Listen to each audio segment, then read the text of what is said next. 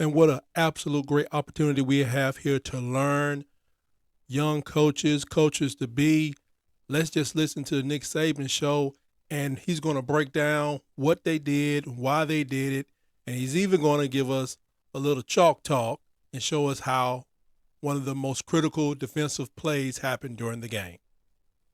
Another edition of the Nick Saban Show presented by Truckworks. I'm Chris Stewart along with the head coach of the Crimson Tide. Coach, congratulations. Fantastic 42-28 win over LSU. Well, you got to give our players a lot of credit. They showed a lot of resiliency in the game. You know, we kind of told them before, everybody's got to stay in the moment. You got to play the next play, regardless of what happens on the play before, because that next play may be the play that's the difference in the game.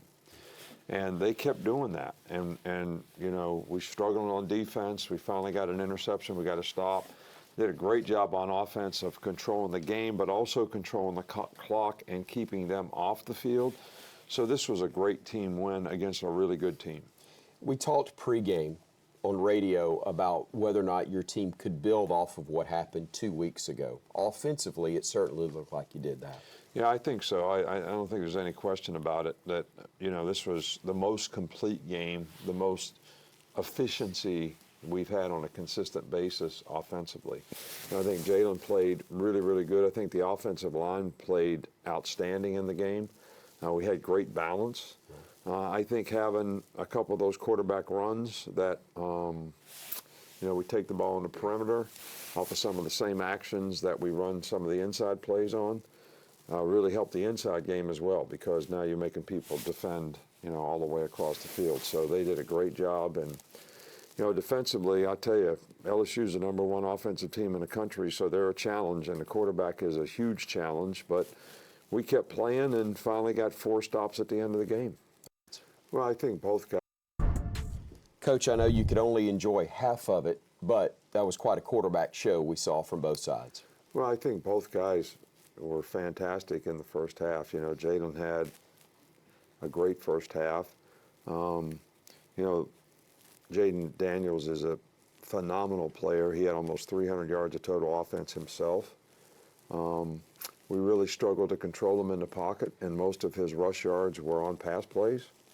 But this guy's a good passer too, so it was tough. And the way the half ended, you know, we scored with like a minute to go or 55 seconds or whatever, and then they go right down the field, mostly on like a 40 or 50-yard run by him on a scramble play, and then they scored. So that was a little bit of a downer, but, man, I'm proud of the resiliency that our team shows in the way they can come back. All right. Coach, 21 all at the break. What'd you tell them at the half? Well, you know, I told them at the half exactly what I told them before the game. We knew this was going to be a tough game. We knew it was going to be a 60-minute game. There is no scoreboard. It's 0-0.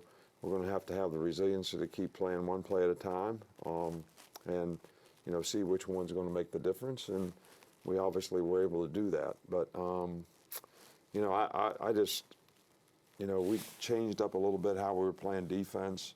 We were trying to play their zone options in the first half, which they really weren't running. He was hurting us with other things. We were 3-man rushing with the spy. We were 4-man rushing. So did a little more 5-man rushing, tried to keep the edges in the second half, and did a little better job. Coach, a 42-28 final. Again, a great effort from your team, especially after intermission. Yeah, I mean, you know, we keep saying the resiliency that our team shows, their sort of ability to make plays when the plays are needed most, is, you know, been a difference for us all season long. And that goes to the competitive spirit, you know, that the players have. And like, we did some things. We ran the ball as well as we have all season in this game. But I think the key to the game is we were 11 for 14 on 3rd down. So that allowed us to keep the ball and keep it away from them. And that was probably a real critical factor that people don't really sort of realize how important those things are. And we took 7 minutes off the clock, you know, with 11 minutes to go. And the defense stopped them the last 4 times they had the ball. I don't think they've been stopped 4 times in 4 possessions all year. So really great stepping up when you need it most. Tough to set records at the University of Alabama, but Jalen sets one, 4 rushing touchdowns, first quarterback to do that in Crimson Tide history. We've got Coach, time for you to draw one up for us, brought to us by CB&S Bank. Well, we just talked about this being the turning point in the game, but it's also a really important part of the game. This is what this guy forces you into do. We're rushing 4 guys here, all right, but 32 is spying the guy. So you're really using 5 guys just on the quarterback with 4 guys rushing. All right, and then that forces you to play man-to-man. All right, they're an empty. All right, so we got the linebacker out here playing their running back. All right, we're playing push alert on 1 and 2, and these guys are straight man, and they know it, and they hit the slant on us a couple times already in the game.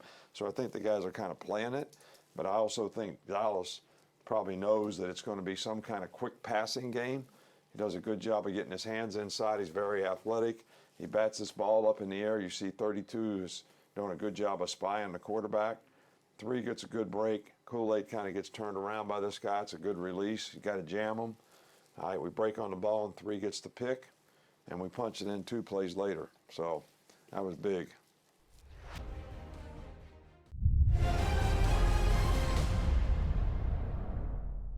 Coach, taking a look at what's next, another trip on the road, headed to the Bluegrass to take on Kentucky. Yeah, well, Kentucky's a very well-coached team. They're physical, and this is going to be a challenge for us. And I think the biggest challenge for our team is, are we going to keep taking care of business? Because now we put ourselves in a position where we have a chance to win the West and also have a chance to play in the SEC championship game and see what happens from there. But the consistency that you need to do that, you can't let up. You got to keep taking care of business. And we've had 2 really back-to-back emotional games. So getting your mind right for this one's going to be real important for us.